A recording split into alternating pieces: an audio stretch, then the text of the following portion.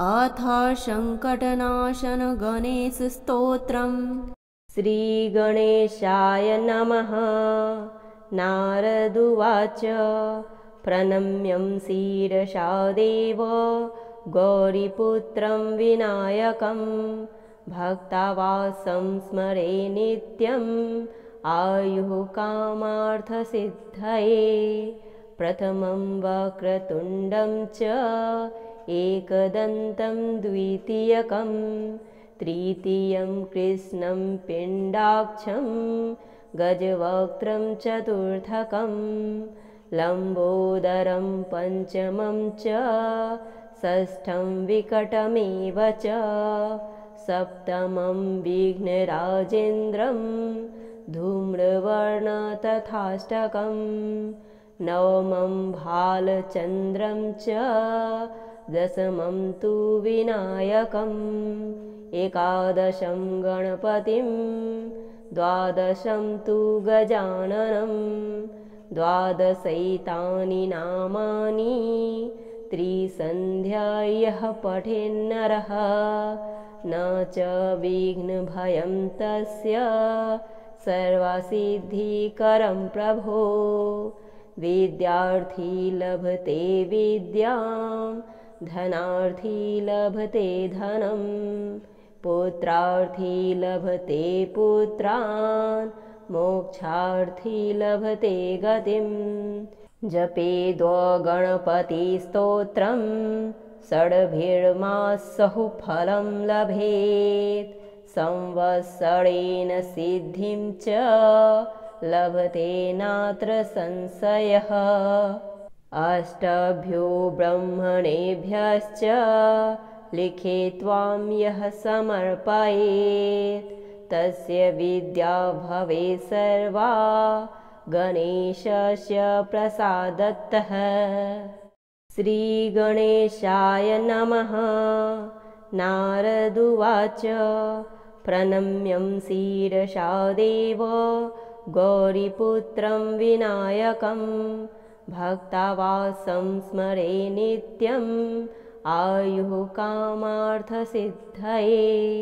प्रथमं वक्रतुण्डं च एकदन्तं द्वितीयकं तृतीयं कृष्णं पिण्डाक्षं गजवक्त्रं चतुर्थकं लम्बोदरं पञ्चमं च षष्ठं विकटमेव च सप्तमं विघ्नराजेन्द्रं धूम्रवर्ण तथाष्टकं नवमं भालचन्द्रं च दशमं तु विनायकम् एकादशं गणपतिं द्वादशं तु गजाननं द्वादशैतानि नामानि त्रिसन्ध्या यः पठेन्नरः न च विघ्नभयं तस्य सर्वसिद्धिकरं प्रभो। विद्यार्थी लभते विद्यां धनार्थी लभते धनं पुत्रार्थी लभते पुत्रान् मोक्षार्थी लभते गतिं। जपेद् गणपतिस्तोत्रं षड्भिर्मासः फलं लभेत् संवत्सरेण सिद्धिं च लभते नात्र संशयः। अष्टभ्यो ब्रह्मणेभ्यश्च लिखित्वां यः समर्पयेत् तस्य विद्या भवेत् सर्वा गणेशस्य प्रसादतः। श्रीगणेशाय नमः। नारदुवाच प्रणम्यं शिरसा देव गौरीपुत्रं विनायकं भक्तावासं स्मरे नित्यम् आयुः कामार्थसिद्धये। प्रथमं वक्रतुण्डं च एकदन्तं द्वितीयकं तृतीयं कृष्णं पिण्डाक्षं गजवक्त्रं चतुर्थकं लम्बोदरं पञ्चमं च षष्ठं विकटमेव च सप्तमं विघ्नराजेन्द्रं धूम्रवर्ण तथाष्टकं नवमं भालचन्द्रं च दशमं तु विनायकम् एकादशं गणपतिं द्वादशं तु गजाननं द्वादशैतानि नामानि त्रिसन्ध्या यः पठेन्नरः न च विघ्नभयं तस्य सर्वसिद्धिकरं प्रभो विद्यार्थी लभते विद्यां धनार्थी लभते धनं पुत्रार्थी लभते पुत्रान् मोक्षार्थी लभते गतिं जपेद् गणपतिस्तोत्रं षड्भिर्मासः फलं लभेत् संवत्सरेण सिद्धिं च लभते नात्र संशयः अष्टभ्यो ब्रह्मणेभ्यश्च लिखित्वां यः समर्पयेत् तस्य विद्या भवेत् सर्वा गणेशस्य प्रसादतः श्रीगणेशाय नमः। नारद उवाच प्रणम्यं शिरसा देव गौरीपुत्रं विनायकं भक्तावासं स्मरे नित्यम् आयुः कामार्थसिद्धये प्रथमं वक्रतुण्डं च एकदन्तं द्वितीयकं तृतीयं कृष्णं पिण्डाक्षं गजवक्त्रं चतुर्थकं लम्बोदरं पञ्चमं च षष्ठं विकटमेव च सप्तमं विघ्नराजेन्द्रं धूम्रवर्ण तथाष्टकं नवमं भालचन्द्रं च दशमं तु विनायकम् एकादशं गणपतिं द्वादशं तु गजाननं द्वादशैतानि नामानि त्रिसन्ध्या यः पठेन्नरः न च विघ्नभयं तस्य सर्वसिद्धिकरं प्रभो विद्यार्थी लभते विद्यां धनार्थी लभते धनं पुत्रार्थी लभते पुत्रान् मोक्षार्थी लभते गतिं जपेद् गणपतिस्तोत्रं षड्भिर्मासः फलं लभेत् संवत्सरेण सिद्धिं च लभते नात्र संशयः अष्टभ्यो ब्रह्मणेभ्यश्च लिखित्वां यः समर्पयेत् तस्य विद्या भवेत् सर्वा गणेशस्य प्रसादतः श्रीगणेशाय नमः। नारद उवाच प्रणम्यं शिरसा देव गौरीपुत्रं विनायकं भक्तावासं स्मरे नित्यम् आयुः कामार्थसिद्धये प्रथमं वक्रतुण्डं च एकदन्तं द्वितीयकं तृतीयं कृष्णं पिण्डाक्षं गजवक्त्रं चतुर्थकं लम्बोदरं पञ्चमं च षष्ठं विकटमेव च सप्तमं विघ्नराजेन्द्रं धूम्रवर्ण तथाष्टकं नवमं भालचन्द्रं च दशमं तु विनायकम् एकादशं गणपतिं द्वादशं तु गजाननं द्वादशैतानि नामानि त्रिसन्ध्या यः पठेन्नरः न च विघ्नभयं तस्य सर्वसिद्धिकरं प्रभो विद्यार्थी लभते विद्यां धनार्थी लभते धनं पुत्रार्थी लभते पुत्रान् मोक्षार्थी लभते गतिम् जपेद्गणपतिस्तोत्रं षड्भिर्मासहु फलं लभेत् संवत्सरेण सिद्धिं च लभते नात्र संशयः अष्टभ्यो ब्रह्मणेभ्यश्च लिखित्वां यः समर्पयेत् तस्य विद्या भवेत् सर्वा गणेशस्य प्रसादतः। श्रीगणेशाय नमः।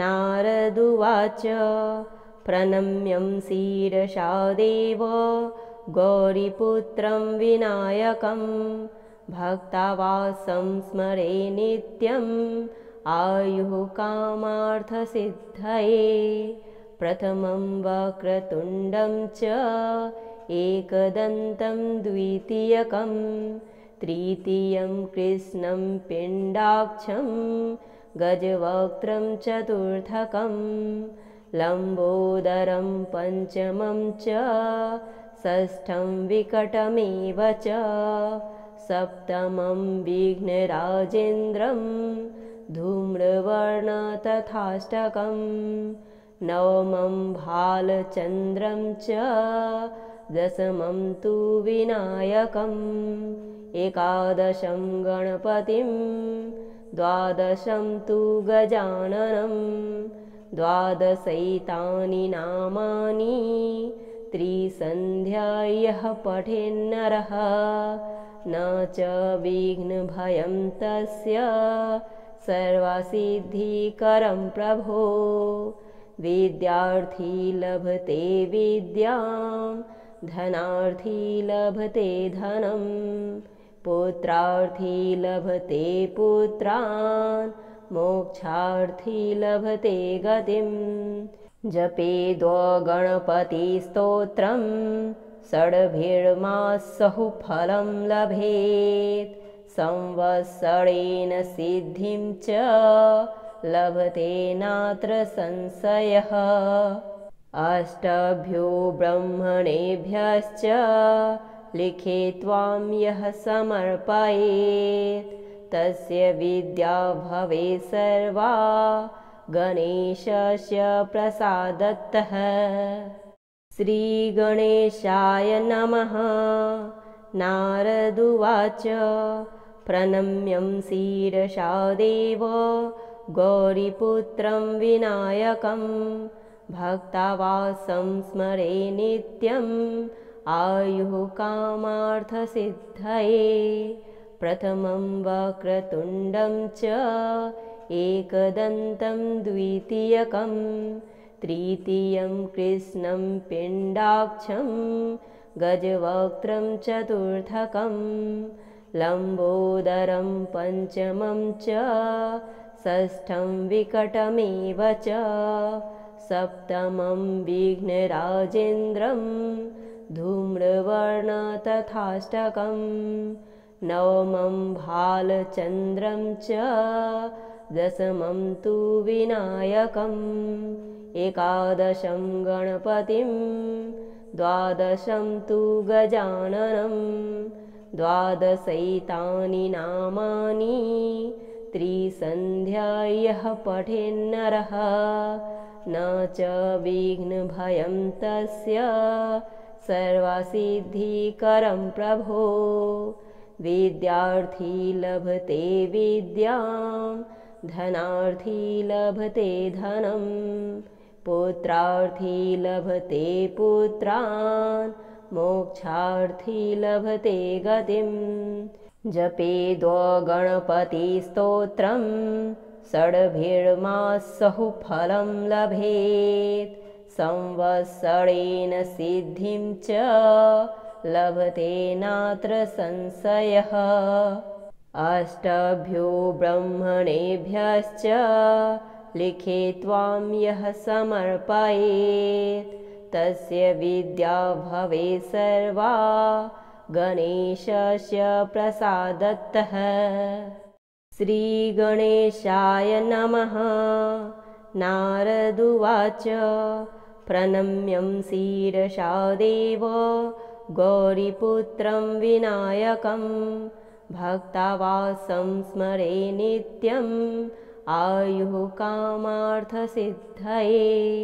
प्रथमं वक्रतुण्डं च एकदन्तं द्वितीयकं तृतीयं कृष्णं पिण्डाक्षं गजवक्त्रं चतुर्थकं लम्बोदरं पञ्चमं च षष्ठं विकटमेव च सप्तमं विघ्नराजेन्द्रं धूम्रवर्ण तथाष्टकं नवमं भालचन्द्रं च दशमं तु विनायकम् एकादशं गणपतिं द्वादशं तु गजाननं द्वादशैतानि नामानि त्रिसन्ध्या यः पठेन्नरः न च विघ्नभयं तस्य सर्वसिद्धिकरं प्रभो। विद्यार्थी लभते विद्यां धनार्थी लभते धनं पुत्रार्थी लभते पुत्रान् मोक्षार्थी लभते गतिम्। जपेद्गणपतिस्तोत्रं षड्भिर्मासः फलं लभेत् संवत्सरेण सिद्धिं च लभते नात्र संशयः। अष्टभ्यो ब्रह्मणेभ्यश्च लिखित्वां यः समर्पयेत् तस्य विद्या भवेत् सर्वा गणेशस्य प्रसादतः। श्रीगणेशाय नमः। नारदुवाच प्रणम्यं शिरसा देव गौरीपुत्रं विनायकं भक्तावासं स्मरे नित्यम् आयुः कामार्थसिद्धये। प्रथमं वक्रतुण्डं च एकदन्तं द्वितीयकं तृतीयं कृष्णं पिण्डाक्षं गजवक्त्रं चतुर्थकं लम्बोदरं पञ्चमं च षष्ठं विकटमेव च सप्तमं विघ्नराजेन्द्रं धूम्रवर्ण तथाष्टकं नवमं भालचन्द्रं च दशमं तु विनायकम् एकादशं गणपतिं द्वादशं तु गजाननं द्वादशैतानि नामानि त्रिसन्ध्या यः पठेन्नरः न च विघ्नभयं तस्य सर्वसिद्धिकरं प्रभो। विद्यार्थी लभते विद्यां धनार्थी लभते धनं पुत्रार्थी लभते पुत्रान् मोक्षार्थी लभते गतिम्। जपेद्गणपतिस्तोत्रं षड्भिर्मासः फलं लभेत् संवत्सरेण सिद्धिं च लभते नात्र संशयः। अष्टभ्यो ब्रह्मणेभ्यश्च लिखित्वां यः समर्पयेत् तस्य विद्या भवेत् सर्वा गणेशस्य प्रसादतः। श्रीगणेशाय नमः। नारदुवाच प्रणम्यं शिरसा देव गौरीपुत्रं विनायकं भक्तावासं स्मरे नित्यम् आयुः कामार्थसिद्धये। प्रथमं वक्रतुण्डं च एकदन्तं द्वितीयकं तृतीयं कृष्णं पिण्डाक्षं गजवक्त्रं चतुर्थकं लम्बोदरं पञ्चमं च षष्ठं विकटमेव च सप्तमं विघ्नराजेन्द्रं धूम्रवर्ण तथाष्टकं नवमं भालचन्द्रं च दशमं तु विनायकम् एकादशं गणपतिं द्वादशं तु गजाननं द्वादशैतानि नामानि त्रिसन्ध्यायः पठेन्नरः न च विघ्नभयं तस्य सर्वसिद्धिकरं प्रभो विद्यार्थी लभते विद्यां धनार्थी लभते धनं पुत्रार्थी लभते पुत्रान् मोक्षार्थी लभते गतिम् जपेद् गणपतिस्तोत्रं षड्भिर्मासः फलं लभेत् संवत्सरेण सिद्धिं च लभते नात्र संशयः अष्टभ्यो ब्रह्मणेभ्यश्च लिखित्वां यः समर्पयेत् तस्य विद्या भवेत् सर्वा गणेशस्य प्रसादतः श्रीगणेशाय नमः। नारद उवाच प्रणम्यं शिरसा देव गौरीपुत्रं विनायकं भक्तावासं स्मरे नित्यम् आयुः कामार्थसिद्धये प्रथमं वक्रतुण्डं च एकदन्तं द्वितीयकं तृतीयं कृष्णं पिण्डाक्षं गजवक्त्रं चतुर्थकं लम्बोदरं पञ्चमं च षष्ठं विकटमेव च सप्तमं विघ्नराजेन्द्रं धूम्रवर्ण तथाष्टकं नवमं भालचन्द्रं च दशमं तु विनायकम् एकादशं गणपतिं द्वादशं तु गजाननं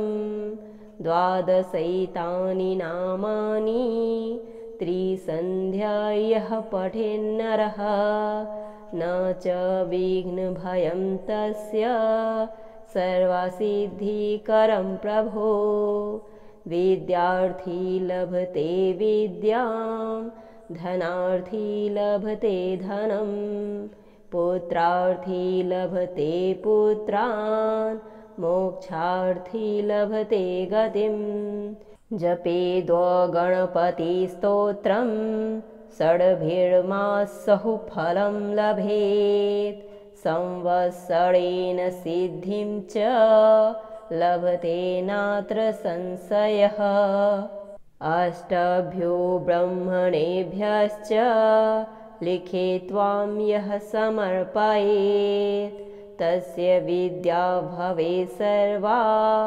गणेशस्य प्रसादतः। इति श्री नारद पुराणे संकटनाशन गणेश स्तोत्रम संपूर्णम्।